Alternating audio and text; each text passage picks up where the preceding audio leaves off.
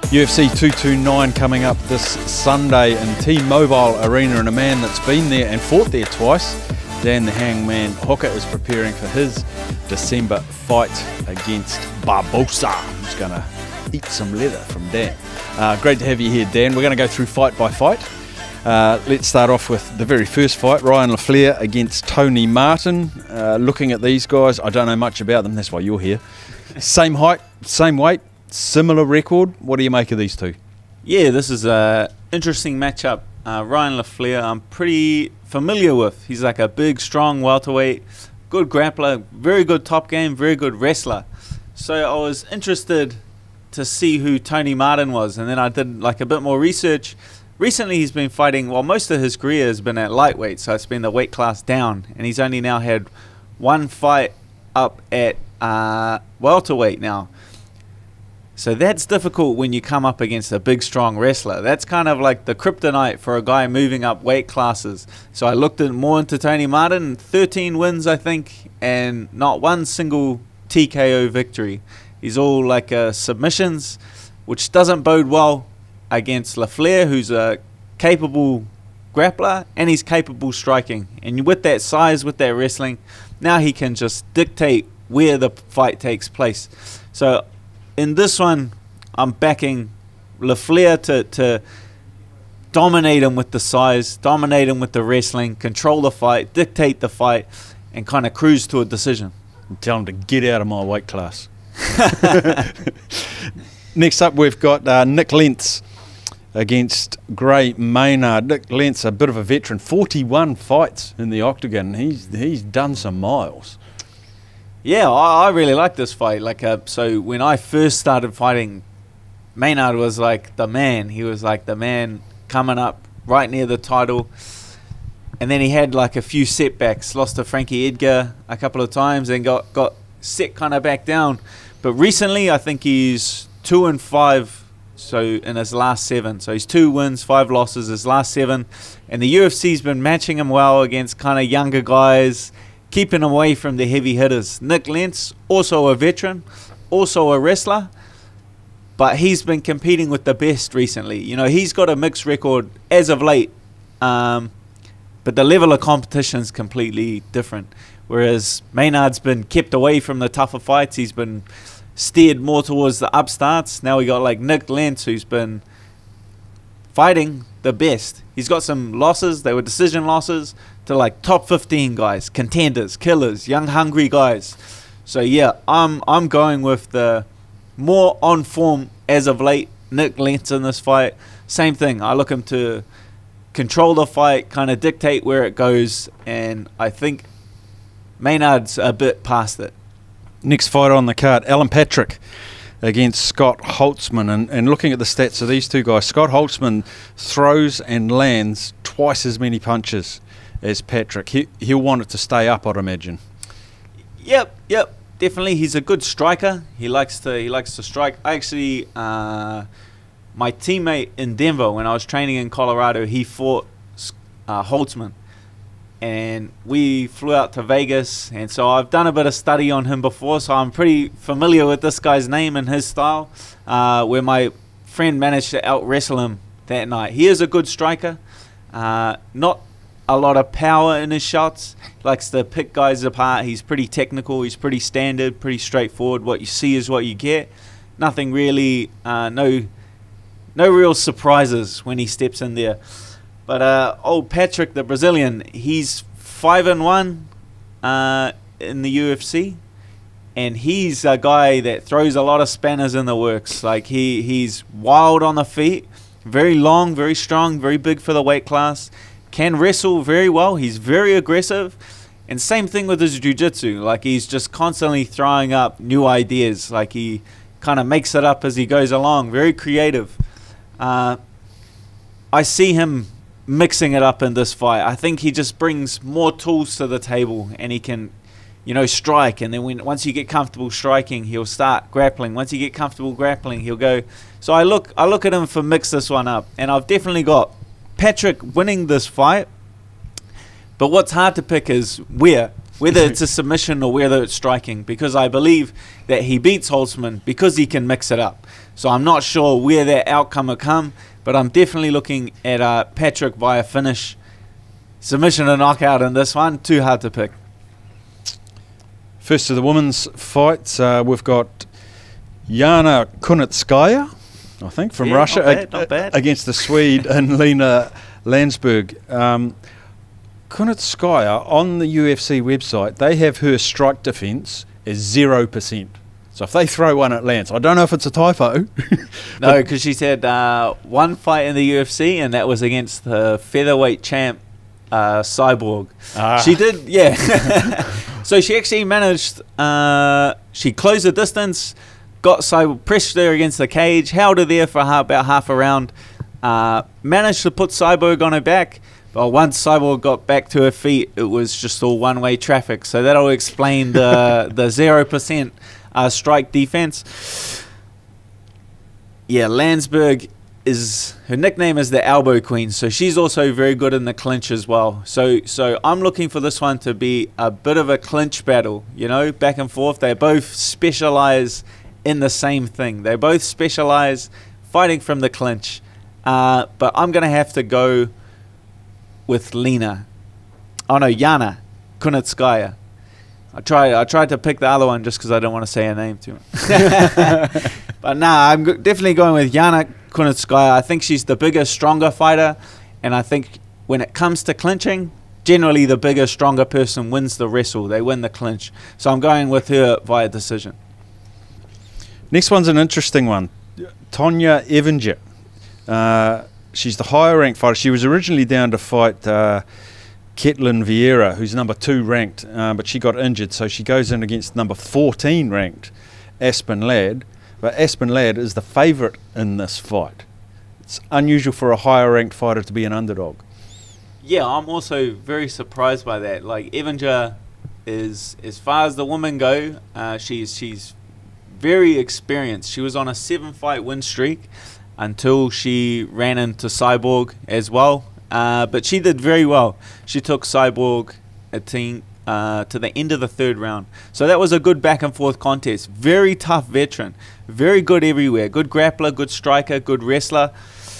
Aspen Ladd, undefeated. Top prospect.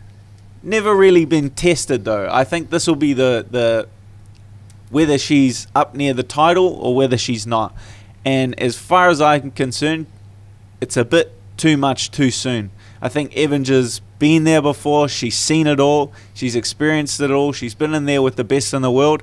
I think she'll be too much for Ladd, and she'll make it an ugly fight. And that's where she does best, in a dog fight, where she can make it an ugly scrap, throwing punches, going for takedowns, mixing at her levels. So I'm going with Evinger via decision in this one. Next fight, we've got Sergio Pettis against FORMIGA. Great names. Thing that stood out for me between these two guys, they've both got great takedown defense. So there might be a few cracks at taking down, unsuccessful. Yep, Pettis, he's the younger brother of the fighter in the co-main event, Anthony Pettis, and they have a very similar style. Very creative strikers, very flashy strikers. And he's shown some massive improvements as of late. I think this is his 12th fight in the UFC. So he's a very experienced person for how young he is. And his only loss recently, I believe, was Henry Cejudo, which is now the champion in the weight class. And he did very well. He only lost via decision in that fight. He did very well, was just out-wrestled by the bigger, stronger Cejudo.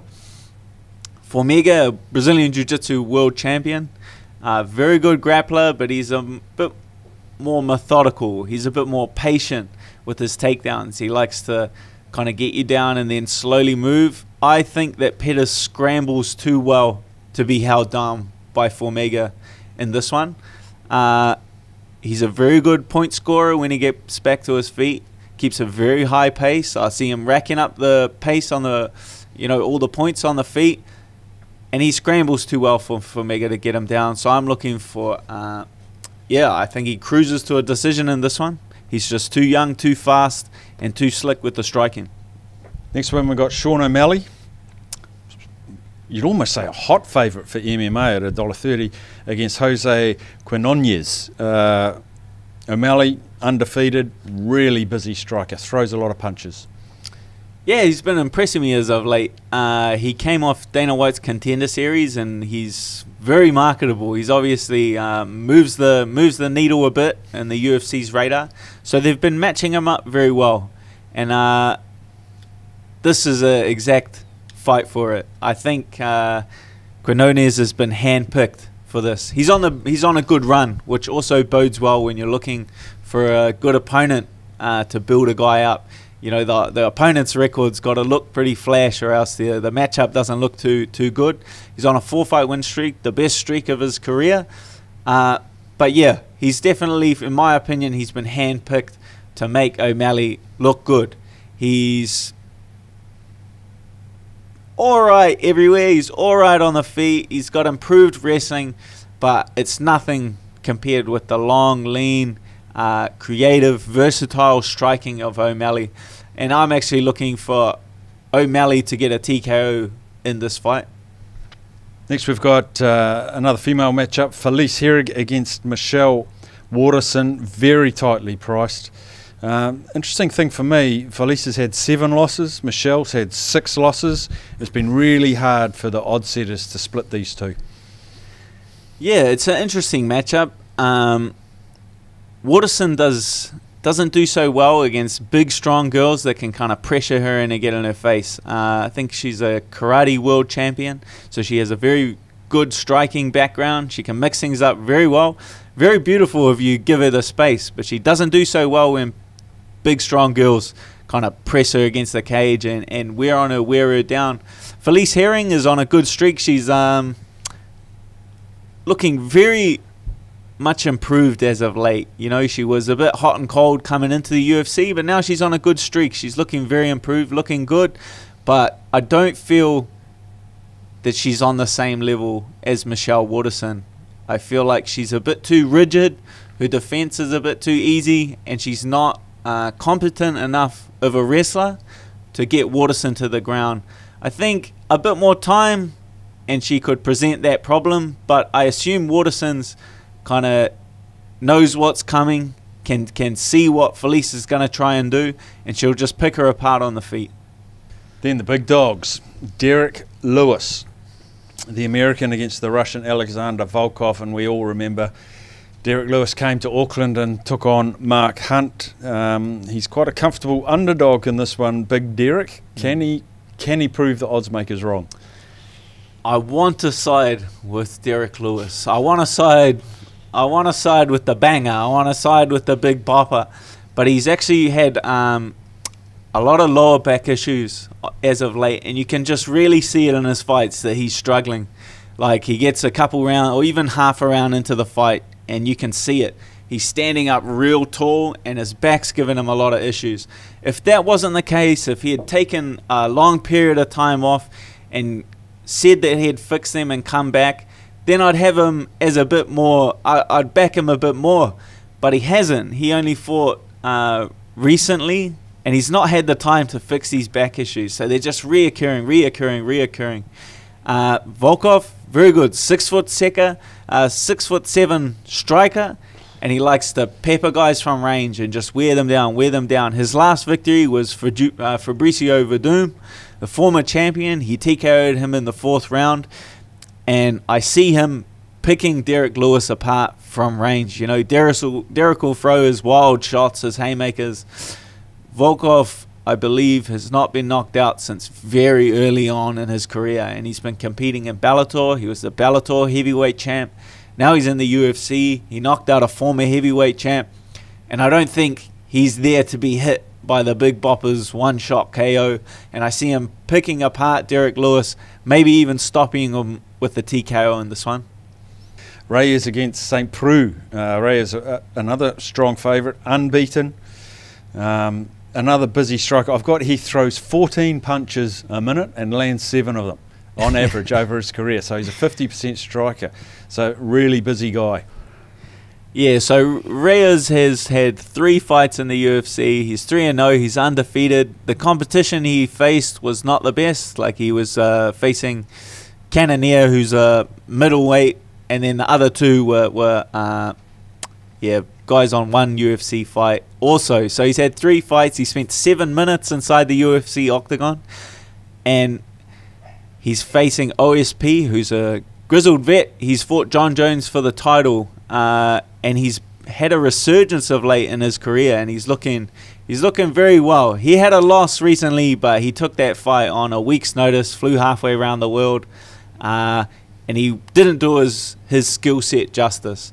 And he's one of the elite guys in the division. OSP is an elite guy in the division, and I feel that's too soon for the young Reyes. How this fight is booked, like third from last, is a bit interesting. And to explain it is that the light heavyweight division's kind of struggling for star power. They don't have like the next big star. You know, Cormier went up to heavyweight because he ran out of contenders. John Jones is out, Gustafson's out with injuries. So that kind of explains this fight's placing. They're looking to build Reyes into the next big thing, into the star. But I feel it's just too soon. And I feel OSP manhandles him in the wrestle, takes him down, and gets a submission. Wow, there's a big underdog one for us. I like it. Another really exciting fight. Tony Ferguson is a very hot favourite against Anthony Showtime Pettis. It was Ferguson that fought Josh Thompson back in 2015, and they're saying that was his turning point in his career. He submitted Barbosa, he's beaten Venata, Dos Anjos. He keeps winning Fight of the Night. He's the Fight of the Night king. Is he all that? Yeah. So he's on a 10-fight win streak. He recently held the UFC interim title, lightweight title, until he was injured and had to withdraw, and they stripped him of the title. So in my opinion, he still should be holding that interim title. Pettis, on the other hand, former champion, and he's had a very hot and cold, mainly cold run since then. I think 3 and 5 of his last 8, and he's on a 1-fight win streak. And now he's facing a guy on a 10-fight win streak, one of the most dangerous guys in the division. It's not boding well for Anthony Pettis. My only kind of curveball in this fight is that Tony Ferguson recently had an ACL injury, and he's like right on the cusp of return. I think he only had that was only three months ago, maybe 4 months ago. So he's recovered from that, and now he's in a training camp. The way it's set out is that he's right on the cusp of nothing going wrong. So if he had one little hiccup, he got sick, that would set him back majorly.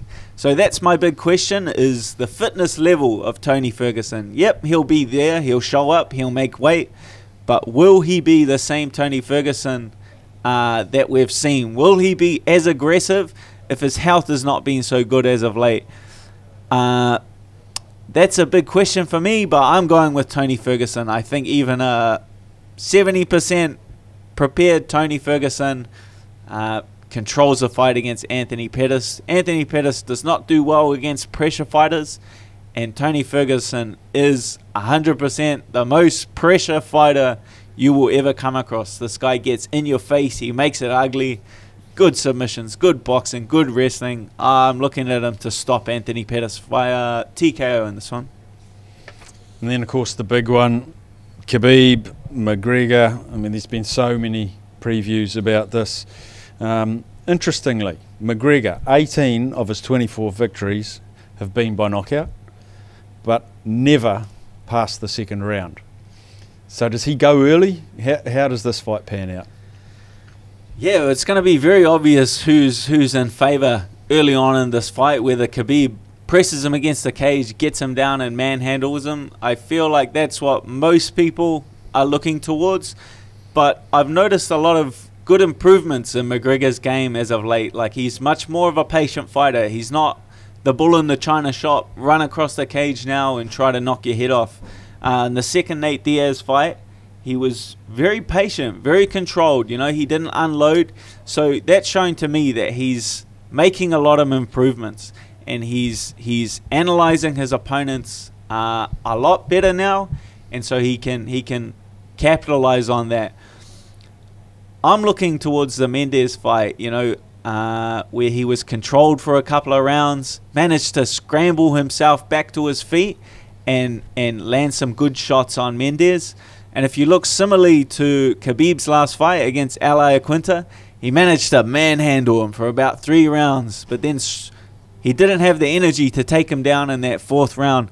And this is where I'm more leaning towards. I think he out-grapples McGregor early on, but McGregor, after a couple of rounds, not absorbing too much damage, manages to get back to his feet, manages to start landing shots on Khabib, who is not a competent striker at all, in my opinion. And Conor's timing and accuracy will be a bit too much for Khabib. I think he lands a couple good shots on his chin and puts Khabib away. Does McGregor's inactivity concern you? He hasn't been in the octagon for a long, long time. That can be pro or a con. You know, he was putting a lot of fights back to back. He was putting his body through a lot. He was battling through a few injuries. Yeah, he's not been in the octagon, but he had the Floyd Mayweather fight, which means that he was still in training camp. I assume that Conor McGregor is like myself, in that we have like an inability to stop training. Even though he's not competing, that doesn't mean he's not in the gym improving and making himself better. And that's what I believe he has been doing. I don't think he would come back and fight the best guy in the world if he didn't legitimately think that he had a plan or he had his number and he had a way to beat him.